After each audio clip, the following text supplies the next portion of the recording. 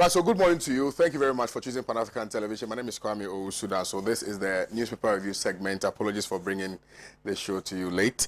Today is the 25th of March, 2021. Here are the topics for our conversation this morning. Côte d'Ivoire ranks 4th globally in rubber production. That's the African story for today. NPP caught between the devil and the deep blue sea. Public debt is over 291 billion Ghana cedis. That's on the front page of the Insight newspaper. Appointment committee to vet finance minister today. Business analysts. My panelists are here seated. Mr. Pratt is here. Elvis is here. Honorable Ines of Seniors also here. Good morning to you, sirs. And thank you very much. Right, so let's zoom in straight into action. Elvis, Côte d'Ivoire ranks 4th globally in rubber production. Sir. Yes, I think that for me, let me first of all say good morning to my co-panelists and then our cherished viewers out there. It's another great day. March has always been a great month. And happy belated birthday to the both of us who celebrated on the 23rd, just 2 days ago.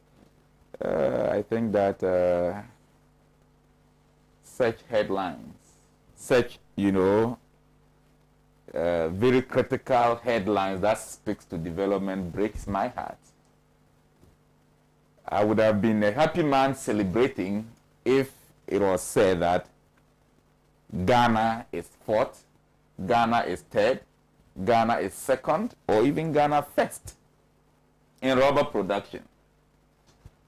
Rather than say Ivory Coast, yes, we are all African countries, we are good neighbors with a good diplomatic tie. However, as we would recall the admonishment of late President Mills, said, be concerned about your own. I do not see how directly, this gain by Côte d'Ivoire, which is commendable anyway, and must be, learned, directly impacts on my economy. Why am I making this analysis on the hinge of pain?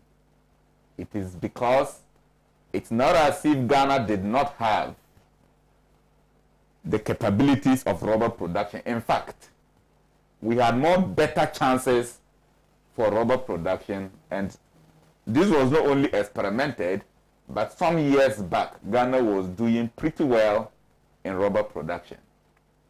And both the, if you like it, industry and its related backward and forward integrations were both beneficial to the growth of the economy. To the extent that we even had the Bonsu tie factory, which one is it? Yes, we had a tie factory somewhere in Ghana, and the rubber industry was actually feeding it for the manufacture of high-grade, rubber materials, including car ties. What have we done so far with the capabilities of the rubber industry? I think around Takoradi, these rubber plantations are still there. What have Ghana done with it? And all we do is to still import things that borders on rubber. And today, it is Ivory Coast that have overtaken us in almost every sphere of the things we were leading them some 50 years ago, some 40 years ago. Not only rubber, but even cocoa and coffee. What have become of these industries in Ghana? And Ivory Coast seem to have leaped and have made a lot of gains in all those areas. So it's a good thing that an African country have been able to make these strides. And for Ivory Coast, having made this strides, you and I will know that even the greatest benefit of same is likely going to be to the control of the government of France. And so for me, these kind of discussions do not excite me anyway. I would have been much more excited if they had a direct bearing on my economy, a direct bearing on employment for the youth, a direct bearing on our GDP in a manner that actually reduces the impact of loans and foreign grants that are breaking the economy, running through successive governments. I would have been a happy man. Anything less of that, I don't find it intriguing to discuss. Right, thank you very much. Honorable Inusa Fuseni, sir. Well, I don't know why we have even selected this story. It has no benefit for Ivory Coast, neither has it benefit for Ghana. And it's not going to add anything to the discussions of African liberation and independence. Africa is not producing ties. Rubber produces ties. Africa is next to Malaysia. Malaysia produces ties. Raw material exportation has never and will never benefit the people of Africa. You increase the value of raw materials by 5-fold if you process the material in your country. And the chain of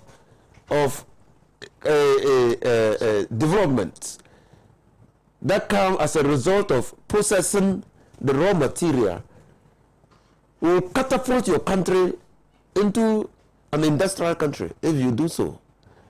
If you look at all the industrial countries, they started with primary products, primary agricultural products.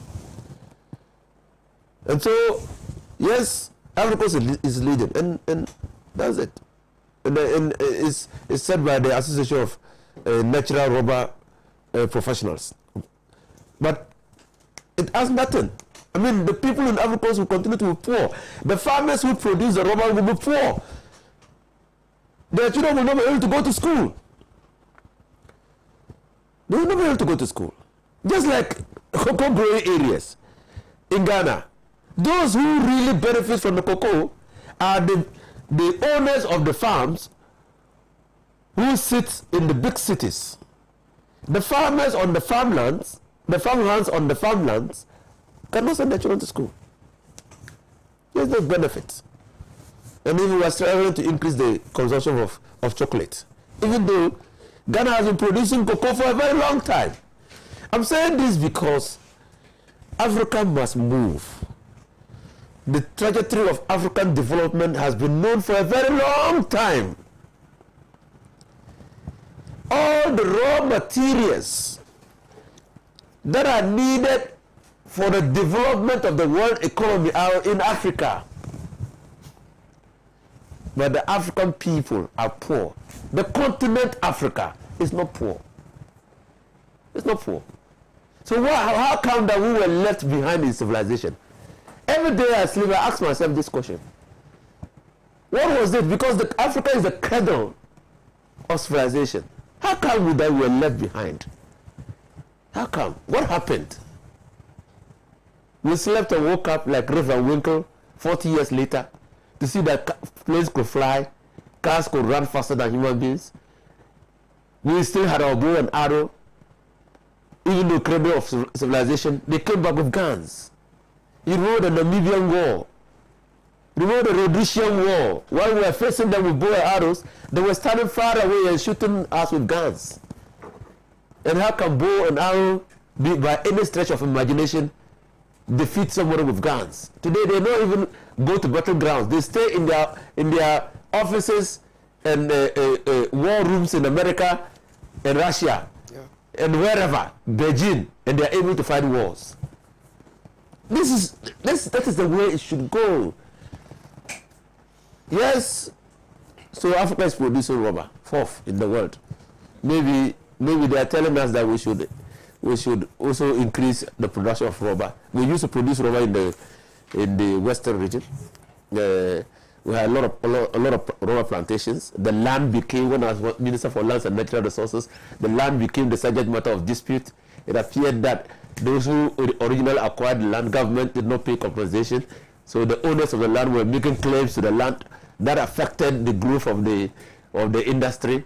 And so rubber was not replanted. Maybe this story the graphic is intended to tell us that we should be mindful that Africa has taken the lead. But it is not the rubber. Just like it is not the oil.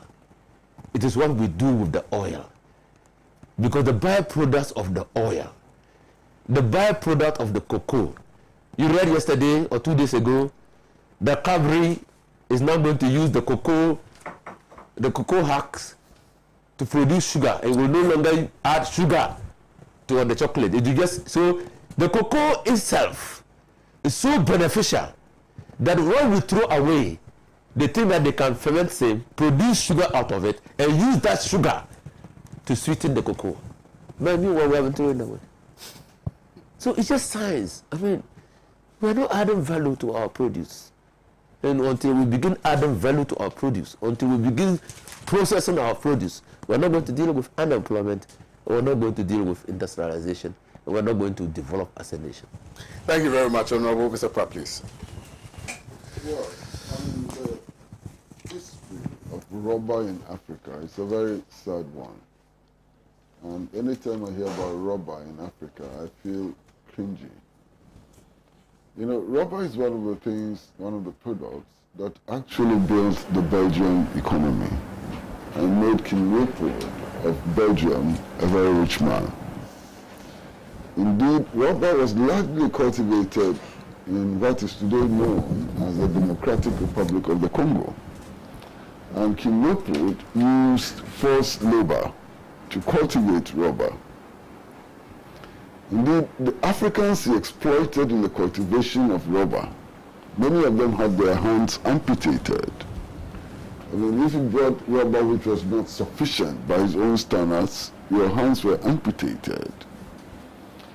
Today, Belgium is what it is because of what King Leopold particularly, I mean, and the Congo was regarded as his personal property, did to the Congolese people, did to Congo, and did to Africa, largely through the establishment of rubber plantations to produce ties and to produce other rubber products. Many years after Congo gained its independence in 1964, Africa continues to produce rubber for the same purposes that rubber was produced in the Congo.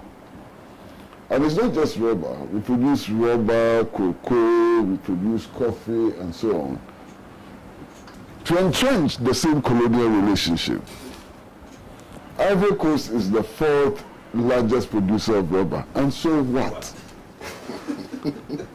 I mean, what does it mean for the people of La Côte d'Ivoire? What does it mean for the African continent? What does Ivory Coast do with the rubber it produces? Ivory Coast simply exports the rubber to France and other places, just as was done in the Congo under King Leopold. That's my worry. That's my problem.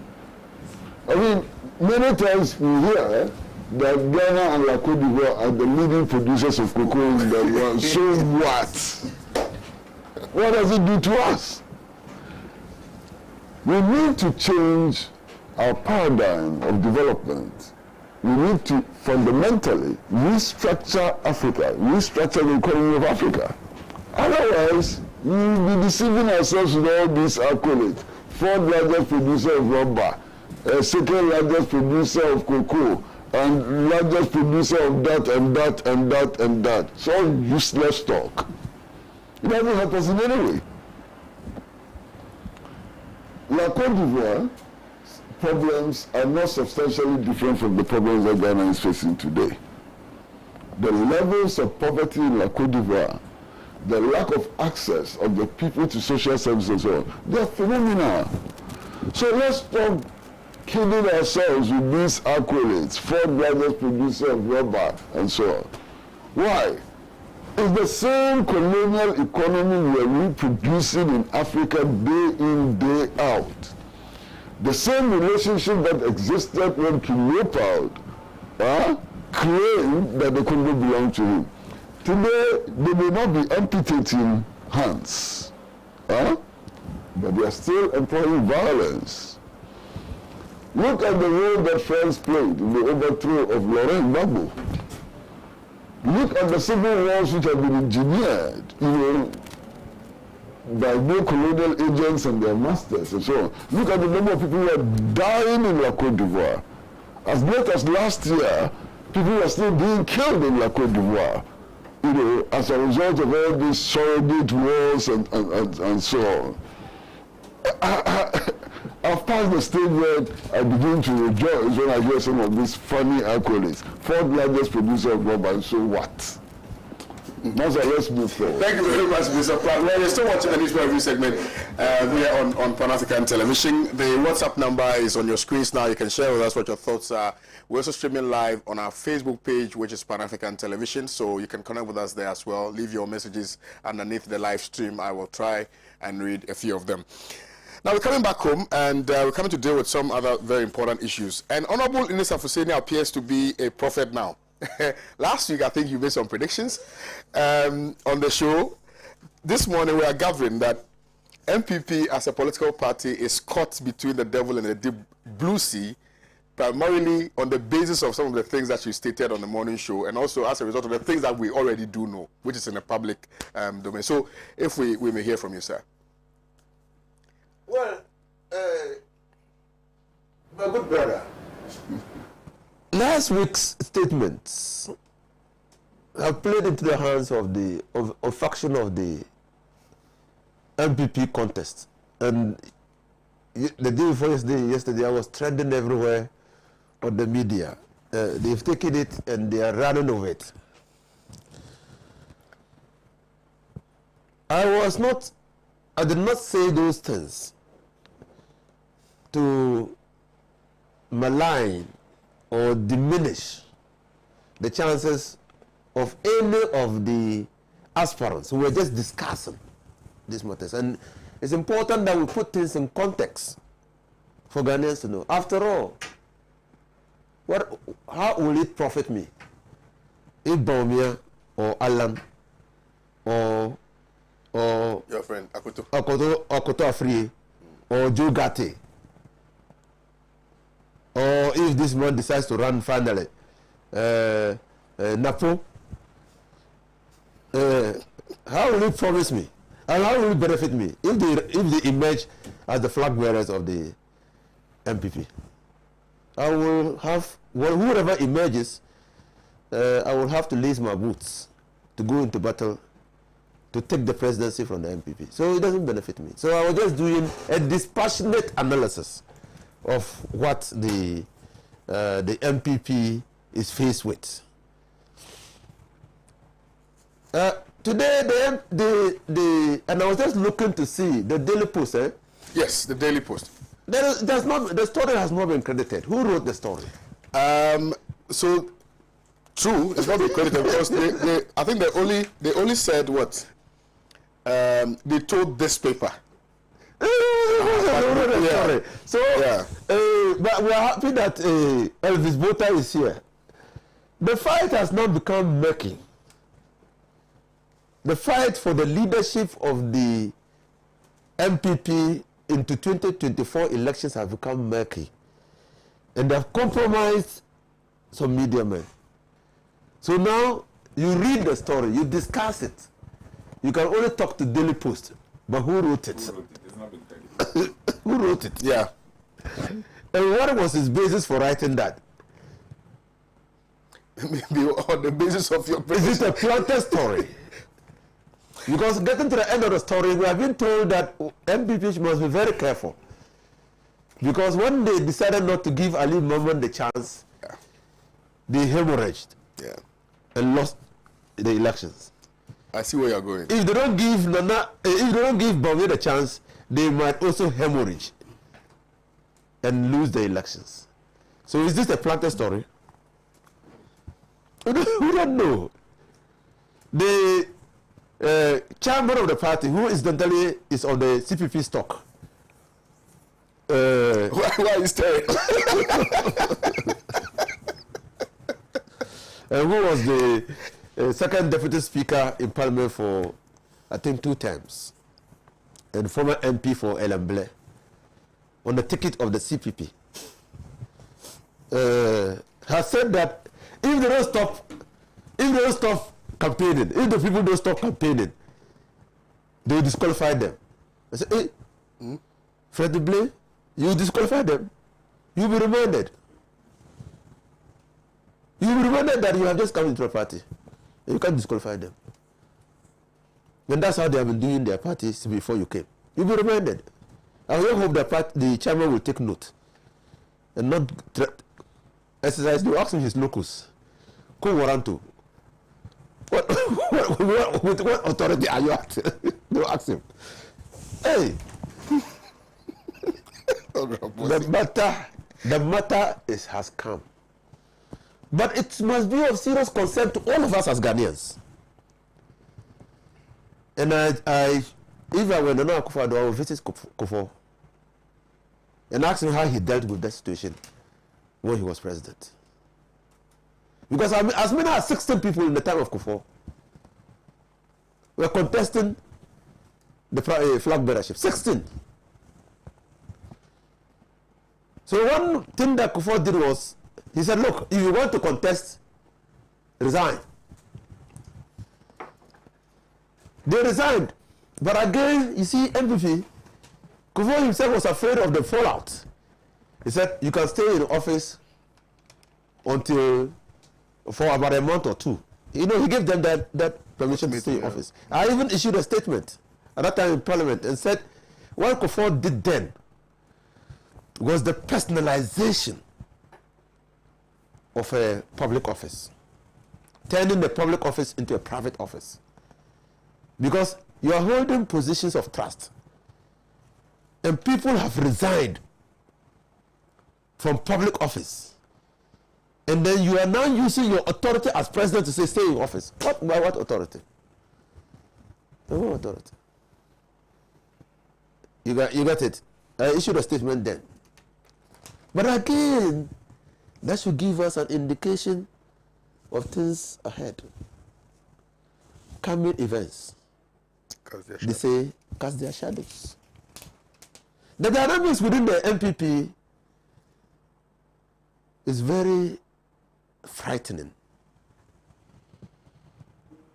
There is an overwhelming view within the MPP that Nana Addo's government is a limited government. It's limited to certain group of people within the MPP. It's overwhelming everywhere you pass. Overwhelming. And people will contest the flag bearership of the MPP because they also think that they should be given an opportunity to lead the party and not only bring development to their regions, as Nana Akufo-Addo has done in the eastern region, and particularly in Chibi, but also to ensure that the spoils of office reach their immediate family. People will do that. Sure. People will do that. That is why when you become president, you should desist from asking your predecessor what he did for his own people. You should desist, and that is the sore point that I will always make against Bawumia. He reduced governance to ethnicity and tribal politics, and not prioritize where development must go, and painted Mahama as a very bad person. Today, you are vice president. You told us that you arrest the city. I don't know whether the city has been arrested. You told us that you grow the economy in double digits. I don't know whether the economy is growing in double digits. You told us that you would move the Ghana from taxation to production. I don't know whether that is happening. You told us that, and this is all about West. You told us that it's only a lazy man's job. Who borrows? It's lazy. You have to get the money from within. And Ursula said that if borrowing were the only act of government, then his 16-year-old son could rule the republic. Today we are confronted with debt, sinking debt. I don't know what he will come and tell us. I don't know. Alan is struggling to ingratiate himself within the Ashantis. Ingratiate because he's also got a problem. Alan has no constituency. He has no constituency. Is he from Central Region or Ashanti Region? He has no constituency. So he's trying to ingratiate himself within the Ashantis, because within the scheme of things, in the MPP, particularly MPP primaries, the Ashanti region has the highest number of delegates. And if you are able to swing all the delegates of Ashanti region behind you in an MPP primaries, you are halfway to victory. So it's a very crucial battleground. That is why Okutoampo has emerged. And look at the statement that he made. It was an indictment on his government and his friend for 15 years. The Ashanti region was neglected by his own friend. I asked myself, but why did you tell your friend when he was neglected Ashanti region? Because you boast that you have been friends for 50 years. Didn't you draw his attention to the fact that your backyard was being neglected? Now he's seeking to explain that. He goes there and tells them that, hey, don't want an Ashanti to lead you. Look at what is happening. Hey, Yogate says that, look, the Western region, it is the turn of the Western region. The Western region has been solidly behind the MPP. The Western region has been solidly behind the UP tradition. The Western region was part of the formation of the UGCC. The Western region played a crucial role in the independence of this country. Meanwhile, no Western regional has ever become the president of this country.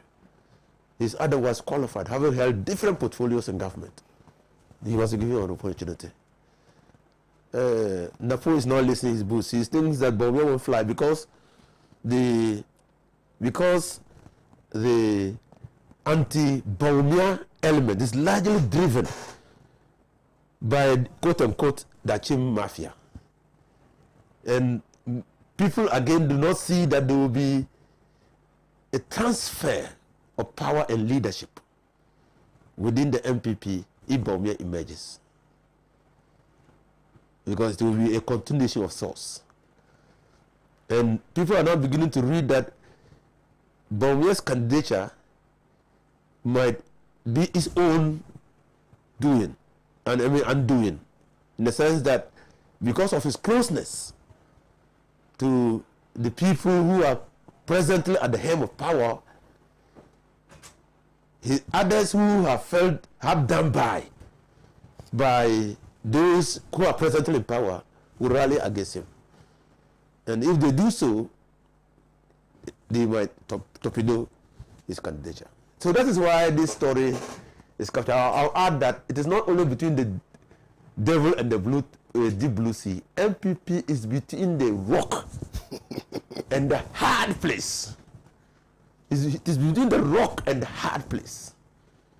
And like Shakespeare said, returning were as tedious as go over. Thank you. Thank you very much. Elvis. I don't see how this is too relevant a topic. The rest topics don't really look too relevant to me as far as today's discussions are concerned. I believe we could have, he spoke for almost 12 minutes on this subject of his main opponent being caught between the devil and the deep blue sea, and concluded by saying that, as a matter of fact, he rather thinks that we are caught between the rock and the hard place. It is none of these. It is only natural that we appreciate that these statements from the NDC and from Honorable Musa Fuseni are those largely, though they contain in them pieces of admonishment which I think that will do my party a great deal of good. But I must say that these positions are largely built and based on speculations.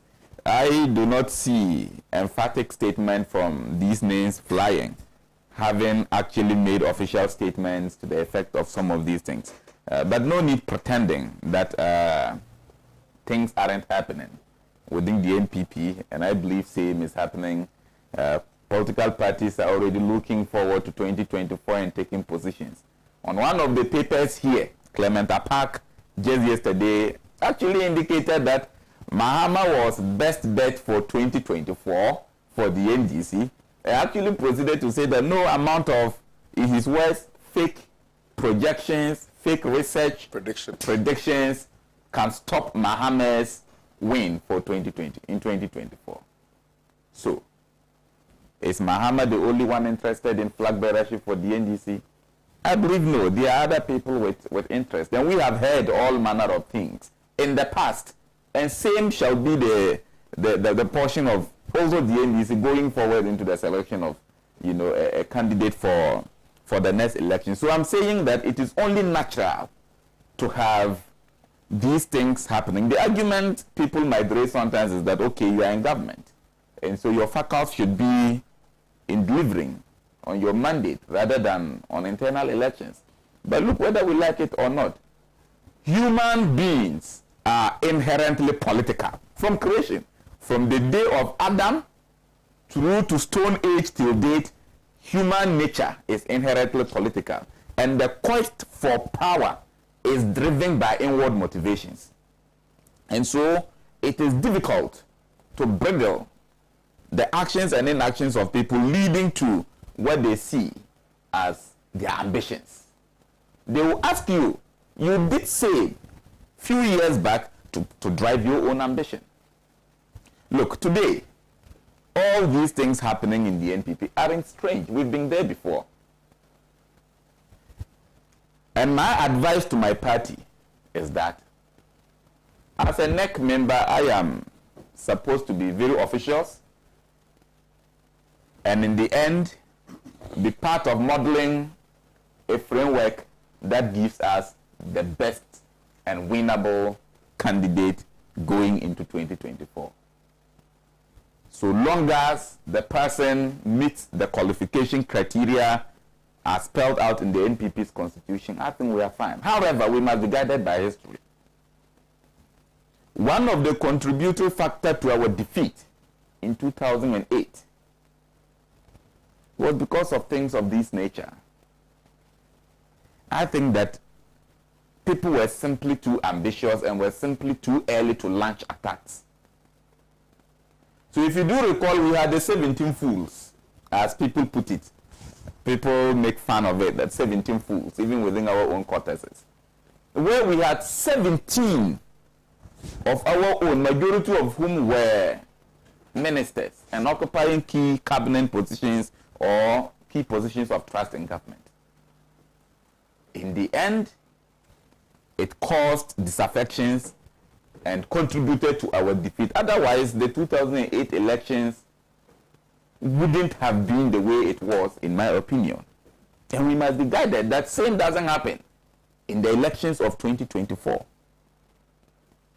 And that is why I'm calling out to all the factions, and I'm only doing so because my leadership, the national chairman have spoken already, the general secretary have spoken already, and I am but only emphasizing that the positions they have made as leadership of the party, let the various factions with interest in the presidential bid take caution and adhere to the admonishment of leadership of NEC and the executive committee of the party.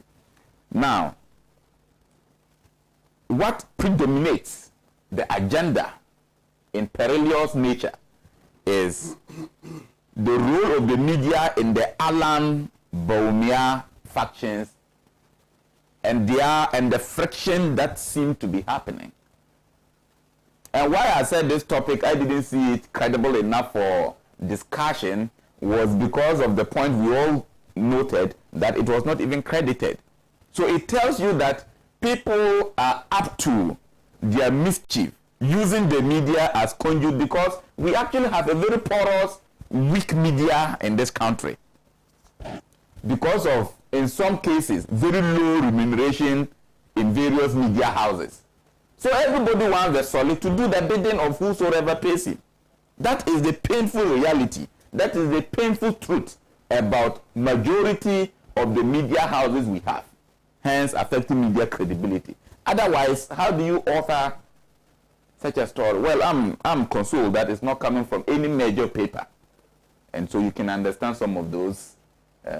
No, is that the one that's not coming from any major? I think this one. Which paper is it coming from? This is Daily Post. Daily. I mean, please. So this kind of editorial piece, I don't think speaks well of the media. There are important things affecting the growth of this economy which we can discuss. And papers, if they don't have the facts, should let us discuss things. Now, in the NDC, and you were doing all the analysis and the prophecies, I don't see how that free consultancy helps the NPP. Because we've been there before. Today, Honorable Alban Bagwe, right, Honorable Speaker, we heard what happened between you people in the NDC. If this give and take doesn't help, why were you doing that to the extent that the Speaker of Parliament today made an emphatic statement? That no matter what, listen, and that's why I describe it as emphatic, that no matter what the NDC will do, they cannot win elections 2020 with Mahama as candidate. With former president, with all due respect, as candidate. So we heard what Professor Alabi said. We heard the many things that went on in their rallies. But in the end, they rebuilt. Professor Alabi became his campaign manager. And the NPP, probably dazzled by what was the happenings of the time, felt the election 2020 was a walkover. We had a shock. Even though our president still won emphatically, but Mahama managed to garner 6 million and above votes, and I am still wondering whom those people were who actually voted for Mahama. So it tells you that the democracy, and for that matter, adult suffrage is maturing in this country. And people will not just on the face value of what we say vote. They'll do more deeper analysis. So these things happen. What I can say is that in the end, all these mischief being peddled, the NPP for sure will in the end choose a candidate who will win the 2024 elections. We are not going, and take that from me, we are not going to record the same story of the 17 players we had in the previous instance when President Kufuor was able leaving. We will certainly have a very manageable number, 3-4 people, and at the end of the day, Congress, which has a constitutional mandate to so elect, will actually do so to the benefit of the party. And whosoever we are able to pick will be able to wrestle power. We should be able to lace our boots. We should be able to build a more formidable campaign front in order to retain power. So for me, my admonishment also to conclude will go to the grassroots of the NPP. Yes, we know that the hunger persists. We know that there are a number of expectations that have been unmet, and everybody is looking out to have a place to have a daily bread.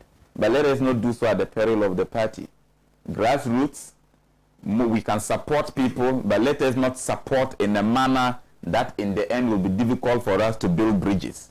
If we do so, we will be handing power cheaply to this group of desperate people, the NDCs, who wants power at all costs and wouldn't stop lying at every instance and wouldn't stop.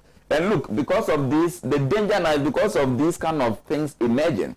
The NDC is actually taking an opportunistic capitalization on saying to poach people from the NPP who will be despondent as a result of this process. Even these appointments happening. The NDC will sit there and call you who is in the NPP. They will call me who is a deputy national organizer and say, you see, after all your struggle, nobody is even considering you up for appointment. Have I complained?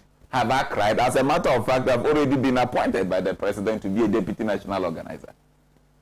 That is a reward enough for me to keep working for the party. But those are the tricks, those are the antics played by these people. And if you listen to them, their analysis based on speculation, trust me, if you are not intelligent, you go fight in your own party. Right. So they should stay off our matter and talk about their matter. All right. Whether Alan, whether Bomia, whether Okoto, whosoever it will be, whether Butter, NPP will have a flag bearer who will proceed. Win the 2024. Thank you very much, Elvis Butter. I'm 9 years to go. Thank you. I'm reminded. All right, Mr. Pratt, please. Well, to start with, I think that there's a lot of dishonesty and also plain dishonesty in the circles that is unfolding within the New Patriotic Party. First and foremost, I'd like to find out if His Excellency Dr. Mahmoud Bawumia can say in all honesty that he's not interested in taking over from Nana Addo Dankwa Akufo-Addo. I mean, I would be shocked to death if that was the reality.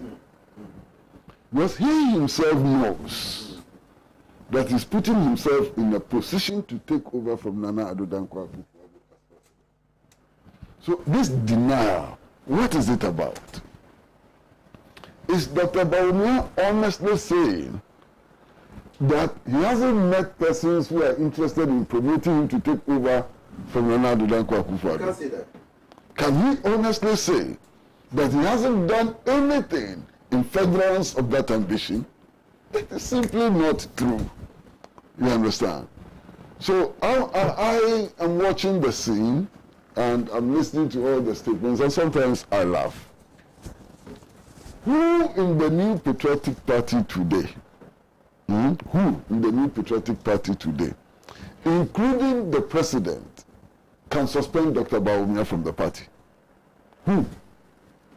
That will be a total disaster for the party. At this stage, suspension of Dr. Bawumia from the party will be a total disaster for the party and for everybody. Because we can't suspend him and still keep him as vice president.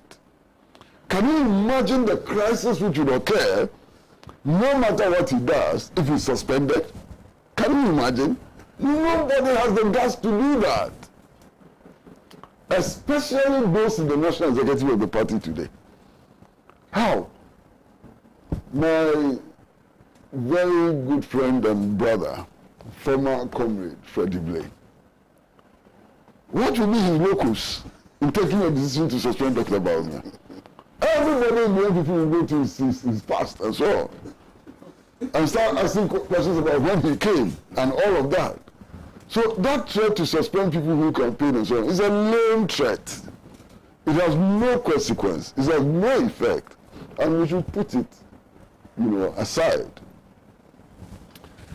The other thing is that this campaign has begun. Whether we like it or not, the campaign has begun in earnest. I'm reading stories in the newspapers and so on, and it is clear that these stories are sponsored by vested interest in the party. I'm reading stories in the newspapers which say that this race is between Chemati and Bawumia, and they are giving Bawumia strong points and they are giving Chemati strong points and so on. Read those stories. Those are clearly sponsored stories. You understand what I'm saying? Now, I quietly am listening and I'm watching as a journalist, as somebody who is interested in what is happening within the political space. And Kwame, I can tell you in all honesty that as at now, at least the minimum of 14 people who are interested in taking over the mantle from Nana Addo Dankwa Akufo-Addo. I can tell you straight away. And I'm saying that nobody should discount somebody like Adainimo. Yeah. And his name hasn't come up yet. His name is not in the papers and so on. But in all of these calculations, you cannot discount Adainimo. Check his past performance when he contested for the flag bearership of the NPP. Sterling performance. In the last 5 years, he's not been hit by any scandal and so on. He's not accepted or has not been offered any position in government and so on.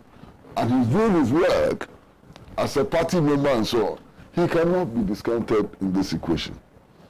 So all those who think that it's just between Bawumia and Alan, there are other things to watch. I would also not be surprised at all if Kulebu Apreku jumps into the race. In the NPP, there are traditions within the tradition. I like that.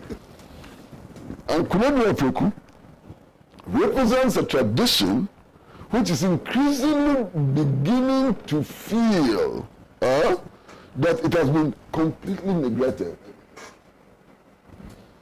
You understand? So you have to watch it. Again, in the NPP, there are different values in the party. There are very different values in the party. I mean, look, I know the party very well. Perhaps better than some of those people who today think that whatever, you understand. But I know the party very well.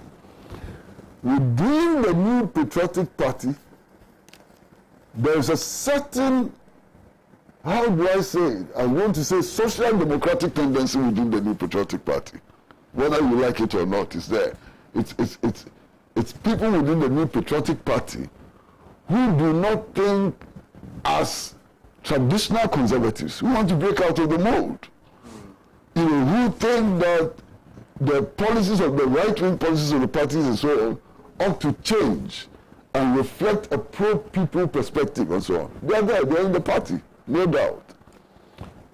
What are they likely to do? Don't forget, there are progressives in the New Patriotic Party like Kwame P. Nim and so on.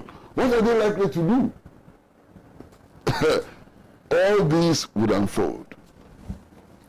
Then there are the people in the party who appear to be unhappy with the trajectory that the party is taking now. People like Dr. Nyahota Maklo, people like Sami Crowd, people like Paula Foko and so on. What is it that they are likely to do? People like Kodon Pionin and so on. What is it that they are likely to do? We are waiting to see what will happen. You understand? And there are many names, and Honorable Mr. Fuseni, I would not doubt him. I know that he knows Matthew Poku Prempeh very well. They've been in Parliament over a long period of time. And when he begins to talk about Matthew Poku Prempeh having that ambition and so on, I would not doubt it. Who would he represent? If he enters the race, how is he entering the race? Is he entering the race as an Akufo-Addo loyalist? And if he's entering the race as an Akufo-Addo loyalist, how does that play with contesting with Dr. Mahmoud Bawumia, who appears to be, and I'm choosing my words very carefully, appears to be the chosen son of the president. So there are interesting things. Now, there are also the young ones, very young ones, and I'll be surprised if you claim that you don't know. There are the very, very young ones who started building their war chest 4 or 5 years ago, and who are waiting for the opportunity to jump into the race and so on. They are there. They call them the young techs and so on. They're there. Whether they will be able to jump into it now or not is we wait and see. I mean, and so on. Now, for me, one of the things which is most striking has to do with statements that are being made or that have allegedly been made by some of the aspirants. Those are more troubling than anything else. You remember, the Minister for Agriculture was quoted as saying that infrastructural development in Ashanti has been very, very poor under this administration. And that if the people of Ashanti want development, they need to vote for an Ashanti as flag bearer of the party, and that is the only way they can achieve a certain measure of development. Now, he has denied that he didn't go to Kumasi to campaign and so on, you understand. What I'm not sure is whether he has denied making this statement. But it's the most damaging statement to the party. Why? The party itself claims that Ashanti is a stronghold. If one of the most prominent ministers, a close friend of the president, can say what he's alleged to have said, the party is in trouble. And going forward, a lot more people will be saying a lot more things. Now, if you take Jogate, who also happens to be a very good friend of mine, I mean, me and Jogate, we go way back, you know, who happens to be a very good friend of mine.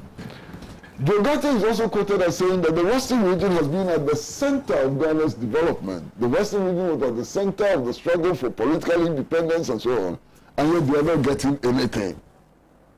What a damaging statement. What a damaging statement to the fortunes of the party. Indeed, if it is true that he said that, that's a knife in the belly of the party. You understand? You have Mr. Alan Martin, also a very good friend of mine. My friends are many. You understand? Also a very good friend of mine. And I recall that the last time he made a bid for the presidential candidature of the New Patriotic Party, he portrayed himself as somebody coming from the central region. He told everybody that he's not an Ashanti, he comes from the central region. He wanted a base. If you look at the results of that election, he did not make any impact in the central region. So how is he going to portray himself now as an Ashanti? Is that necessary? In any case, will he be distancing himself from this administration, given the problems that this administration is confronted with? He can't. He's been a prominent minister, member of cabinet. He took part in all the decisions. He was not opposed to the accumulation of loans and national debt and so on. So what is he presenting, which is different from what Bawumia is presenting? That's his own headache. It's not my headache at all. It's his own headache, you know. And then we can go on and on and on. One of the things that I think is important in this analysis, and my brother Bota, he makes the point that in the NDC there's also a contest for leadership.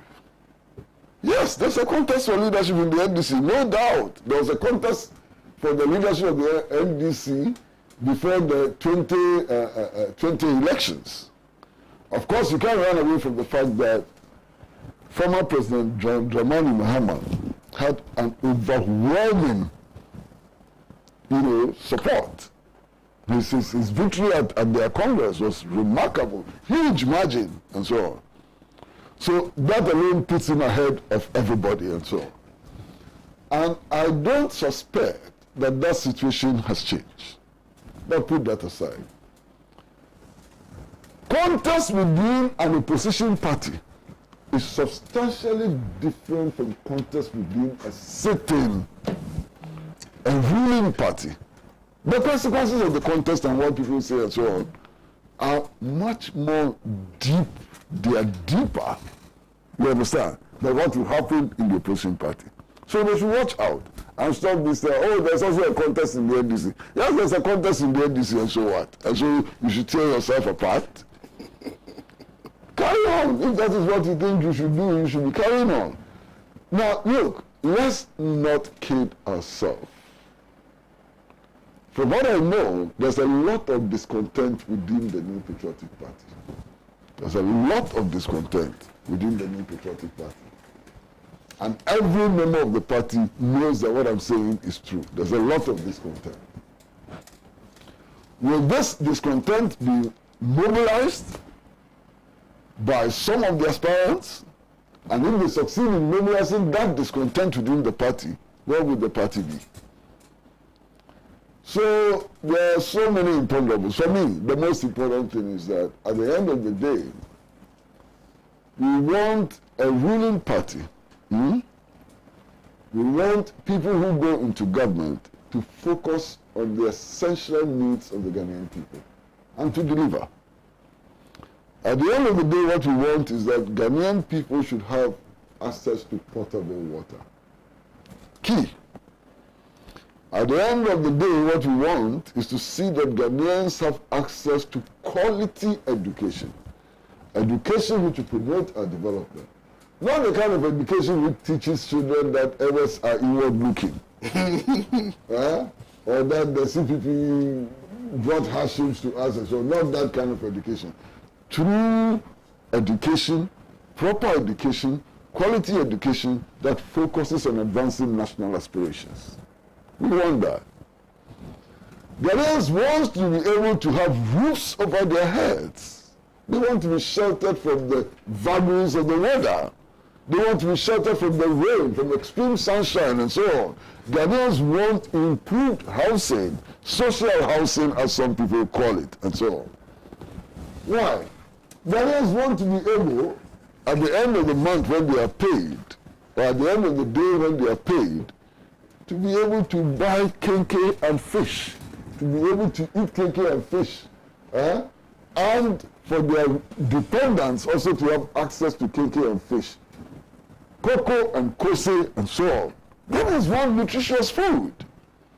So these are the things that should guide us, not the egos of over-pampered politicians, not the egos of sometimes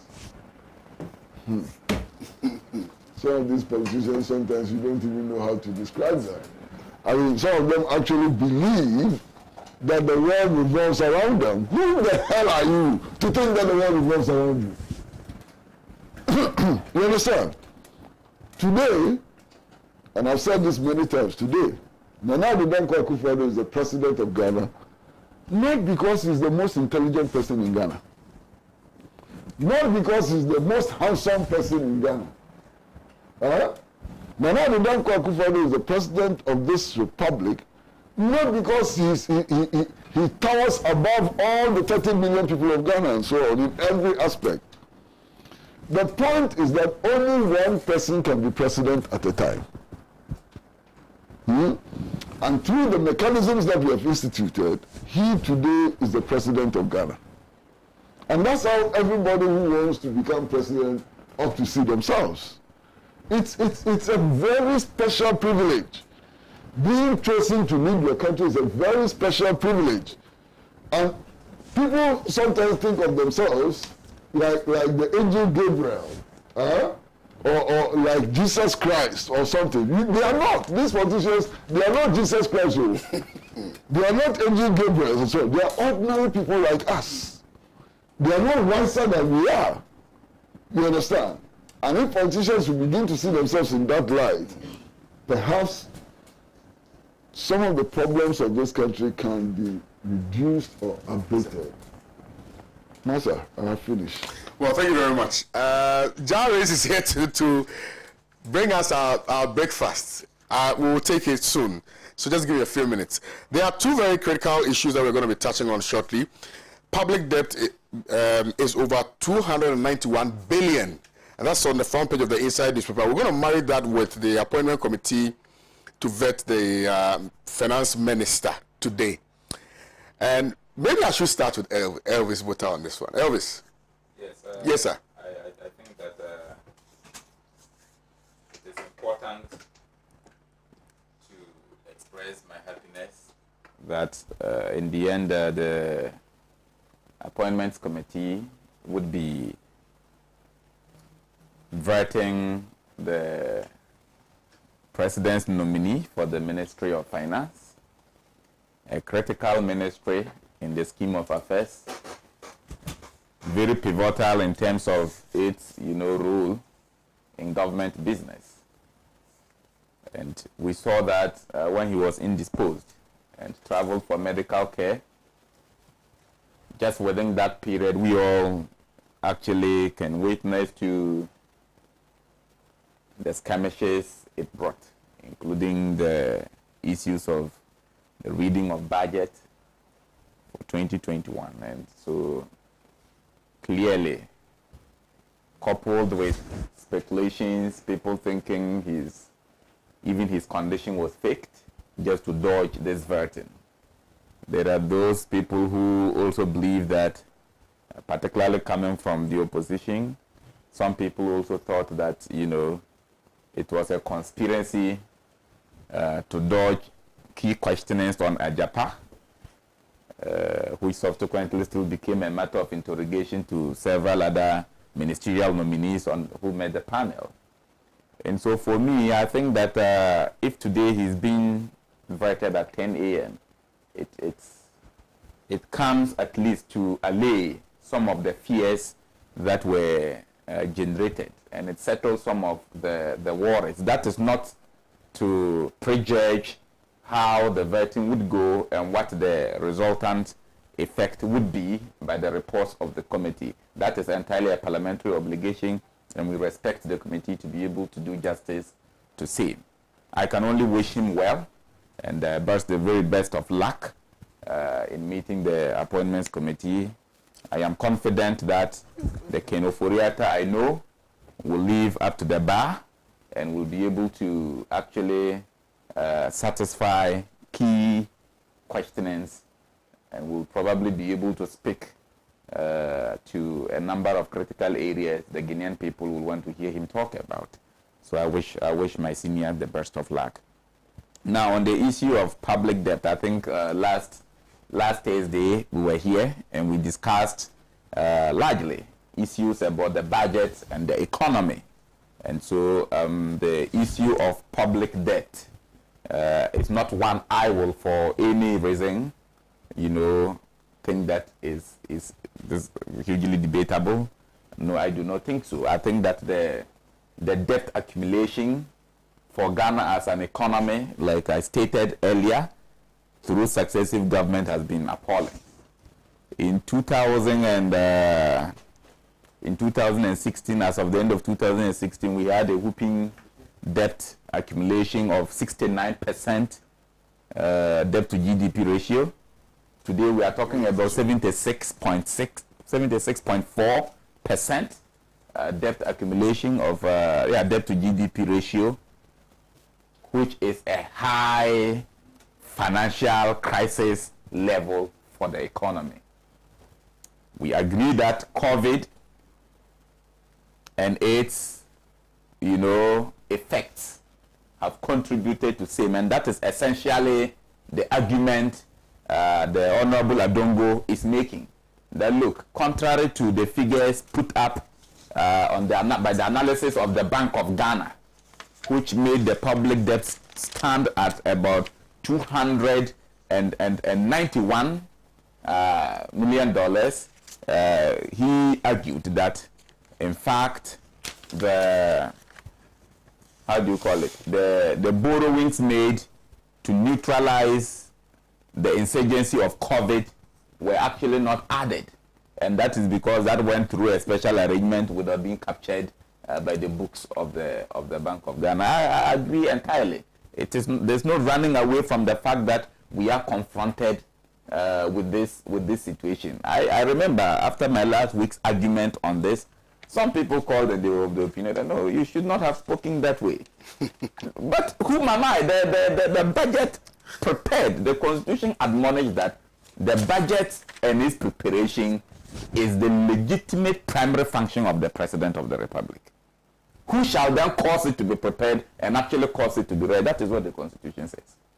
And so if the President have caused same to be prepared and have caused same to be read, and it was read as agreeably a 76% debt to GDP ratio, whom am I to come and sit on Pan-African television for political expediencies to say that no, okay, as Deputy National Organizer of the NPP, it is not so. The figures prepared and put out by the President is not so. It doesn't make sense to me. It's a stupid position to take. I think that it is a credit enough that government have agreed that we have made this level of debt to GDP ratio. The primary question comes back to what I have always been arguing. What do we do? Because look, 69, we were at the verge of entering a high-level crisis, financial crisis. Yes. We took over. We had to solve the energy issue. I remember we inherited Doomsaw. We had to solve that. We had to solve many other issues, your IMF conditionalities. We had to solve that. And we continued in the same formula we had always disagreed with, which is to borrow to solve. I see. We borrow to solve. I see. And so we have kept borrowing to solve pertinent issues affecting the economy and creating, by so doing, more issues that will bedevil the economy. So for me, the public's debt ranking about 291 million 79. is a source of worry, and we must begin to develop a non-partisan, all-inclusive economic discussion on how to drive, a value-added economy, right? A production-based economy. We can start. Look, my bet is that Your all right is not to stop me in the next 2 minutes. I want to stop you in the next 2 minutes because 10 o'clock we need to go to Parliament. Give me just 2 minutes to have my 1 minute. Thank you. You know, look, let us go back to Malaysia. Let us go back to Singapore. These were third world countries just like Ghana and actually copied their notes from the economic footprints of Ghana, and that got them to where they are today. So what has gone wrong for Ghana? What has gone wrong for us? So too much politicization. Unfortunately, why it is so is because we breed too many sycophants in the political space. The NDC breeds sycophants, the NPP breeds sycophants, every party breeds, because every young man wants to impress people in key positions of government for your own appointment, for your own benefits. When you come and speak objectively and speak the truth, you are hated actually. These are the issues affecting us. But I think that dispassionately, successive governments and any government that will take over from the Nana-led administration should still adapt the policy of industrialization, and I want to see a bit more of improvement on it in the 1D, 1F, in the planting for food and agriculture. You just don't plant, you must add value to it, and you just don't export the value-added commodity. Please, you use it for fundamental production in order to, you know, impact positively on the production development nexus. I think that is the way to go. Thank you very much. That's a nice way of you try to belabor the argument, going around the circles. You want to minimize the time. Anyway, we're being refreshed by Jaris, and so yes, please quickly, and then we can hear from Honorable Inusa Fuseni on this subject matter, and finally agree with me to make this presentation on the both of the two of us. On behalf of the two of us, so yeah, you will not be talking. Jaris. Okay. Why would Jarians bring Banku Okro as breakfast? No, they do. Okay, thank you. Thank you very much. Thank you very much. Thank you, Jaris. Thank you very much, Jaris. First of all, yes. First of all, I think that we have to thank Jaris. Yeah. For their breakfast. I said last week when I ate their spring rolls that I have been eating spring rolls, but this is in the class of that was a class of its own. Since then, they have been refreshing us. We thank them profusely for their benevolence. Yeah, and I think their number is here, 05466950887. That's their number. Please, Honorable. Appointment committee to vet finance minister. So the appointment committee will vet finance minister. The vetting will be very interesting. The vetting will be very interesting because there are many questions. There are many questions. How did we get to where we are? Because the finance minister came and quoted Bible verses anytime he was reading the budget and told us how the economy was doing well and all those things and put the economy in the hands of God. I don't know what happened. The transmission of the economy to God did not go through or what. I don't know. There are many questions. I mean, there are questions about. While I was just preparing to come, I saw someone send me a question about who is behind the partitioning of the land at trade fair. Is it the finance minister or the trade minister? That will send me as part of the questions to ask, because everybody is confused as to how a land title certificate was generated for trade fair and for the purposes of entering into transactions. How was the COVID-19 funds spent and distributed? The 100 million they borrowed, the stabilization fund they went and raided, the 10 billion Ghana cedis they took from the Bank of Ghana, the $1 billion from the IMF. How was this spent? Ghanaians will want to know. I'm sure that if nobody will ask them, the minority will ask those questions in Parliament. The Ejefa deal, what went into it?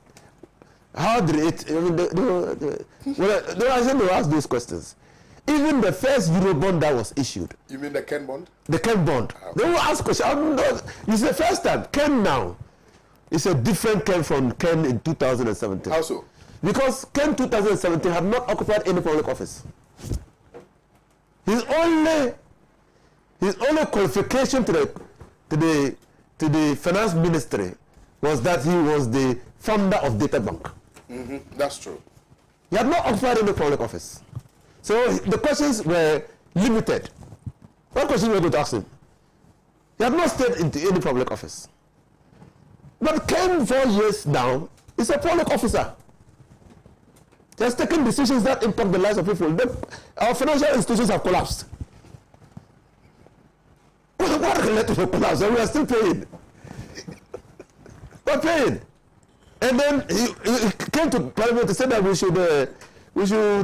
There are a lot of questions. I mean, there are a lot of questions. So, but the only thing I don't agree with the Parliament is that they say that they are going to ban the media. Yeah.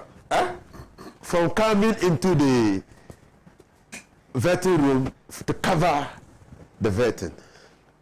And that everybody should take his feed from the primary source, eh? Yeah, GBC. And you know, you are a journalist. I'm not. I'm a lawyer. But I know what we call, what do they call it in law? I mean, somebody's disposition. I mean, the way somebody carries himself, the little mannerisms that happens are also very important in understanding the tweaking of the mouth, the holding of the nose, the relaxing in the chair. All those go to show what the composure of that person during and is part of the news. And I don't know why they want to manage. The Parliament is taken to manage that aspect, and so that everybody sees what everybody sees. And that is going to be a problem. Demeanor, we call it demeanor. The demeanor of the person. Of the person, yeah. Was he annoyed in answering the question? Did he try to suppress the noise? We want to know all those things. And after the death, yeah. This man has written, Master, haven't seen Thompson says, listen, have you read it? He shattered the myth. He says how Ghana's economy was run into a ditch before COVID-19 and the lessons thereof. And I'm quoting the first paragraph. He says, the government wants us to believe that Ghana's current economic growth are the result of the COVID-19 pandemic. That is not true.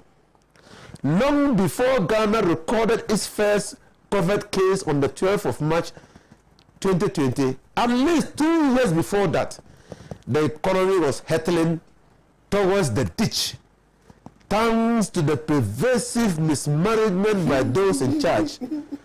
COVID only exposed the inevitable. Understanding what happened is crucial to navigating the difficulties of the present and confronting the uncertainties of the future. Unquote.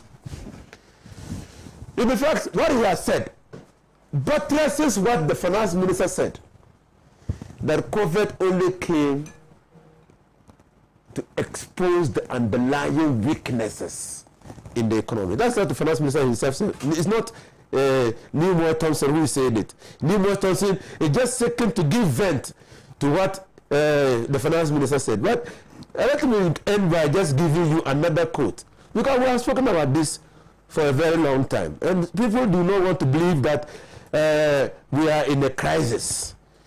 But the government itself is showing that we're in a crisis because it's increasing taxes left, right, and center. It is only in the crisis situation that you get that. Neil Thompson says, and that is my last quotation, and then there is the sticky business of rapid debt accumulation with little or nothing to show in the form of infrastructure development. Between 2018 and 2019 alone, government raised $5 billion in Eurobond, compared to the combined 4.5 billion Eurobonds by previous governments between 2007 and 2016. So he said that between 2007 and 2016, we only raised 4.5 billion. Just last year alone, government raised 5 billion. Now, out of the total of 17.5 billion in Eurobonds, that Ghana will have raised between 2017 and 2021 $13 billion US dollars, representing 74%, will be under this current government. Wow. Maria, you don't borrow to build. You don't borrow alone. This government, by 2021, he's not talking about 2022, he's not talking about 2023, 2024, just 2021. The cumulative amount of money that will be borrowed by this government through Eurobond will be 74%. Thank you, Honorable. Mr. Pratt, please. Well, the president himself has acknowledged that the economy is in deep trouble. In a letter to the Speaker of Parliament, over claims by the Speaker of Parliament that the budgetary allocation for Parliament was too small, this is what the President wrote. In view of the reduced physical space in the national budget as a result of statutory and debt service obligations, the government cannot accommodate the request of Parliament. Very clear. This is the President. The President himself. Talking about reduced physical space. What does that mean? There's not enough money to spend there. And then he talks about debt service, not debt repayment, debt service. And debt service alone is accounting for about 50% of total national revenue. This is a picture that the president is painting.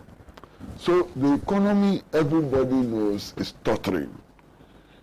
Even the president admits that the economy is not good at all. The state of the economy is not good at all. The president himself has admitted it. Now, how does that tie into the vetting of Mr. Ken Ofori-Atta, the finance minister designate? First of all, I've also noticed that arrangements for his vetting appear to be different from all other nominees. And I'm wondering why.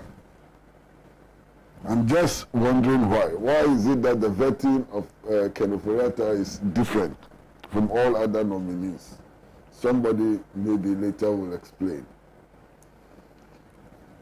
My worry is not so much Ken Ofori-Atta and his performance and so on. My worry is the NDC. I'm praying and hoping that the NDC will not disappoint the people of Ghana again. Yes, I'm hearing all kinds of things, and Honorable, correct me if I'm wrong. Hearing all kinds of things which are frightening. I'm hearing prominent NDC people arguing that Ken Ofori-Atta must be approved. No matter what his performance is, he must be approved. Their argument is that he has run the economy aground, and that he has nothing new to offer, and that if he's given the finance minister, he will destroy things even more for MPP to become unpopular so that they win elections. I think this is a stupid argument. This is an extremely stupid argument.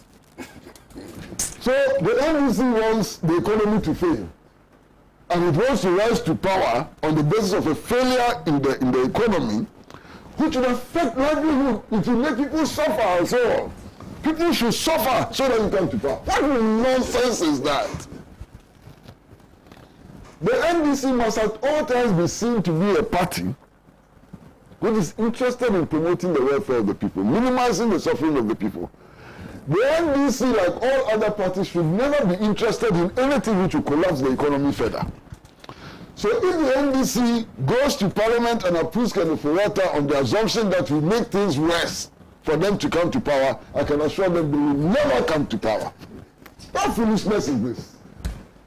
And these people are arguing like this. Yesterday, I spent some time with some of my friends, big men in the NDC, and this is how they were talking. Foolish! Extremely foolish! They should be careful. As for Kenny Fureta, his record is there. Everybody can see the record. Everybody can see how the debt stock has risen. So nothing of this is hidden. Everybody can see how COVID allegedly has affected or not affected the economy and so on. This is public information. Now, the NDC and its caucus in Parliament has to decide whether or not this man, Honorable Kenny Fureta, can manage the economy to alleviate the suffering of our people. If they go there and they decide that because the man cannot manage the economy, or because they think that the man will mess up, they are going to approve him to mess up to the detriment of the Ghanaian people, we will punish them in the next elections. Finish. Simplicity. And that brings us to a closure of today's morning show. My name is Kwame Usuda. So massive thank you to Honorable Inusa Fuseni for your time this morning. Thank you very kindly, Elvis Buta. Thank you very sincerely, Mr. Pratt. And thank you to Jar Rays for refreshing us this morning. If you want better breakfast, make sure you contact them on 054 669 5087. 054 669 5087. My name is Kwame Owusuda. So I'll see you guys when I see you. Do have a very wonderful time. We'll take you to Parliament and to find out whether or not you know, what has been stated here will happen. If it does happen, then the obvious will also happen. I'll see you guys again. Bye-bye.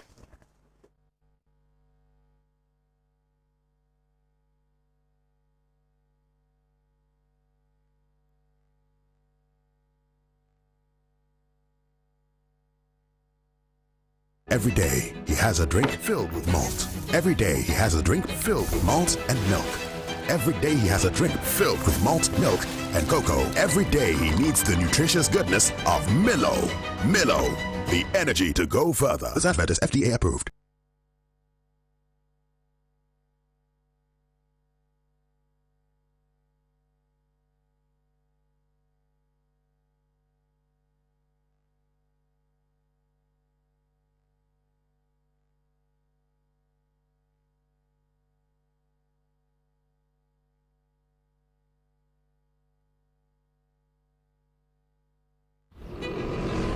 Every day he looks after his brother and chases a bus.